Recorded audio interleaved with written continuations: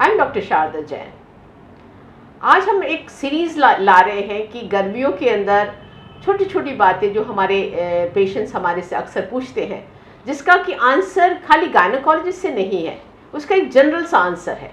उसके कुछ आप रोज़ हमारे को फॉलो करिए, कोई एक समस्या के साथ हम आपके पास आएंगे और आप उसको 10-15 दिन में इसको वॉच करिए और आपको बहुत अच्छा लगेगा और आपको इलाज मिल जाएगा। क्योंकि ये गर्मी का मौसम है, तो जितने भी पेशेंट आते हैं उनके जो सवाल आपके पास होते हैं वो खाने से ही रिलेटेड सवाल होते हैं। तो इस पे चर्चा करने के लिए हमारे सीनियर डाइटिशियन दीपिका कोहली हमारे साथ हैं, क्योंकि उनको सेटिस्फाई करना बहुत ज़रूरी है और इस माध्यम से आप भी बहुत कुछ जान पाएंगे ना।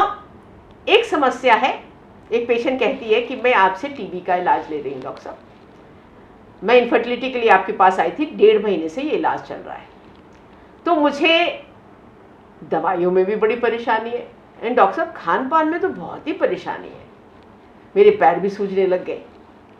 तो मैं आपको एक बताना चाहती हूँ, ट्यूबरकुलोसिस हिंदुस्तान में बहुत ज़्यादा है, रफली 50% लोगों को ट्यूबरकुलोसिस पाई जाती है।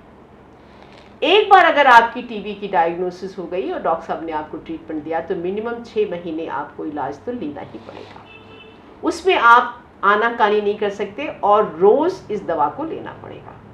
शुरू के 1.5-2 महीनों में ये प्रॉब्लम अक्सर देखी गई है, पर जैसे आपका सिस्टम इन दवाइयों से यूज टू हो जाता है, आपकी प्रॉब्लम धीरे धीरे कम हो जाती है। आपको एक चीज़ बहुत ज़रूरी है जो है कि आप डॉक्टर का साथ न छोड़ें। हर 15 दिन में अपने लिवर फंक्शन टेस्ट कराएं, खासकर अगर आपको नौशिया होता है, आपको भूख कम लग रही है, तो आपने लिवर फंक्शन टेस्ट कराते रहने चाहिए, SGOT और SGPT, और उसको लेकर आप अपने फॉलोअप के लिए आना है ना। जहाँ तक खान पान का सवाल है, उसके लिए डॉक्टर साहब से बात करते हैं, क्योंकि टीबी का इलाज करना है, उसका उन्मूलन करना है, तो एक आपकी जो डाइट होनी चाहिए वो बढ़िया और संतुलित डाइट होनी चाहिए।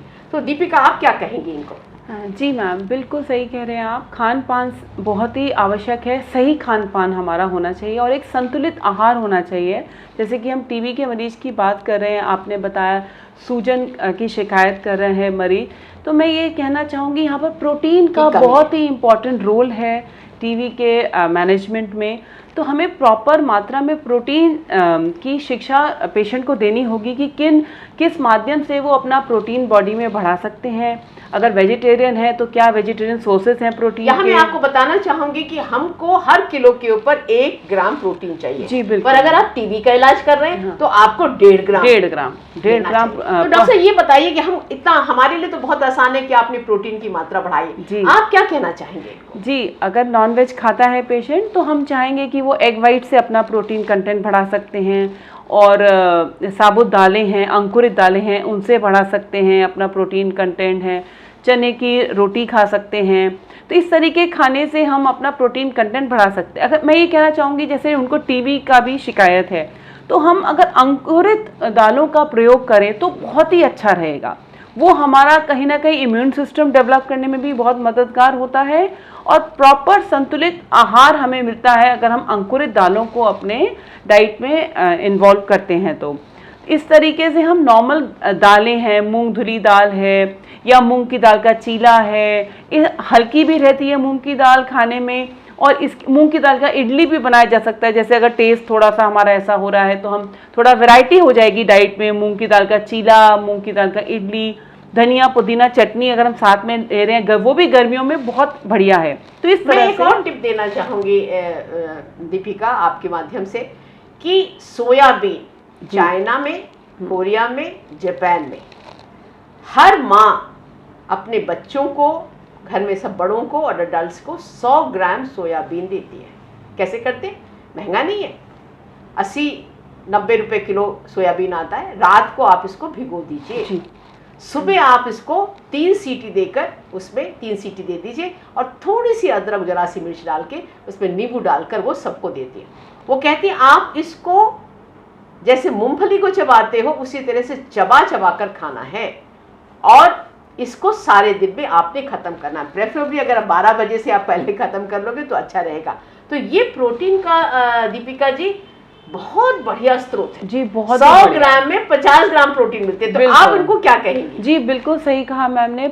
सोयाबीन का जो बायोलॉजिकल वैल्यू जो हम अपने उसमें कहते हैं सबसे अच्छी प्रोटीन है, गुड बायोलॉजिकल वैल्यू प्रोटीन है, तो हमें ज़रूर सोयाबीन का प्रयोग करना चाहिए। जैसा मैम ने बताया उस तरीके से हम इसको अपने स्प्राउट में भी ऐड कर सकते हैं, या इसकी चाट बना के खा सकते हैं, या इसका अगर आप ज़्यादा उसमें आटे में भी मिलाना चाहें तो आटे में भी मिला के इसका चीला वगैरह खाया जा सकता है। बहुत ही अच्छा सोर्स है प्रोटीन का सोयाबीन। आजकल जैसे काफी गर्मी है तो लोग फल और सलाद के बारे में बात पूछते हैं, तो उसमें के लिए आप क्या बताएंगी कि जी फलों का सेवन कब उनको करना चाहिए? फलों का सेवन हम अगर नाश्ते में करें तो बहुत ही बढ़िया है। हम अपने दिन की शुरुआत अगर हम एक मिक्स फ्रूट बोल से कर रहे हैं तो बहुत ही अच्छा, जिससे हमारी बॉडी में पानी की मात्रा प्रॉपर बनी रहेगी। हम घर से बाहर निकलते हैं, काम करने जाते हैं, तो हम डिहाइड्रेटेड ना हो, हमें लू से बचने के लिए हम प्रॉपर मात्रा में पानी, फल, छाछ, ये सब, नींबू पानी है, शिकंजी है, ये सब लेते रहें हम। और अगर जो पानी वाले फल हैं, तरबूज है, ये भी हम कोशिश करें, जैसे मरीजों को कहते हैं इसका सेवन हम 3 बजे से पहले करें, लेटर हाफ में नहीं करें हम। दीपिका जी ने आपको बहुत बढ़िया बात बताई कि आज की तारीख में जो पेयजल है, सादा पानी, नींबू पानी, नारियल पानी, छाछ, जूस ना लेकर फल लेंगे तो ज़्यादा अच्छा रहेगा। बिल्कुल। और जो फलों का सेवन है प्रेफरेबली अगर 12 बजे से आप पहले कर ले, और 4-5 वैरायटी के फल ले लें, और दूसरी चीज़ एक समय पर एक ही फल खाएं। खासकर तरबूज के साथ और कुछ मत खाइए। जी बिल्कुल। आप तरबूज खा रहे हैं तो तरबूज खाइए, खरबूजा खा रहे हैं तो खरबूजा खाइए, तो वो जैनियों की तरह से हो जाना चाहिए कि एक टाइम पर आपने एक ही फल को खाना है। प्रोटीन के लिए, जैसे आपने पैरों की सोजिश के लिए मैडम ने प्रोटीन की जो हाईलाइट किया, वो बहुत ही इंपॉर्टेंट चीज़ है। सबसे ज़्यादा चीज़ याद रखिए टीबी के केस में, आपने दवा एक दिन के लिए भी नहीं छोड़नी है। अपने डॉक्टर से समय समय पर संपर्क करना है, और लिवर फंक्शन टेस्ट करवा के अपना संपर्क करना है, और दवाइयों को जैसे बोला है वैसे लेना है। तो आप देखेंगे कि आप इनफर्टिलिटी के लिए जो ट्यूबरकुलोसिस आपके लिए मेन कारण है, वो आपका इलाज हो जाएगा, और फिर आपको प्रेगनेंसी आसानी से हो जाएगी। दीपिका जी, ऑडियंस जानना चाहती है कि जो टीबी के मरीज़ हैं उनको खाने पान में क्या चीज़ों की ध्यान देना चाहिए? जी, एक मैं पूरा दिन का आहार बताना चाहूँगी टीबी के मरीज के लिए। जैसा कि हमने पहले भी बताया कि प्रोटीन की मात्रा का बहुत ध्यान रखना है। 1.5 ग्राम पर केजी बॉडी वेट हमें टीबी के मरीज को प्रोटीन की आवश्यकता है। तो किस तरह से ये पूर्ण होगी? सुबह नाश्ते में अगर नॉन वेजिटेरियन हैं तो ऑमलेट या एग वाइट्स ले सकते हैं हम, या मूंग की दाल का चीला, या फलों का सेवन भी कर सकते हैं।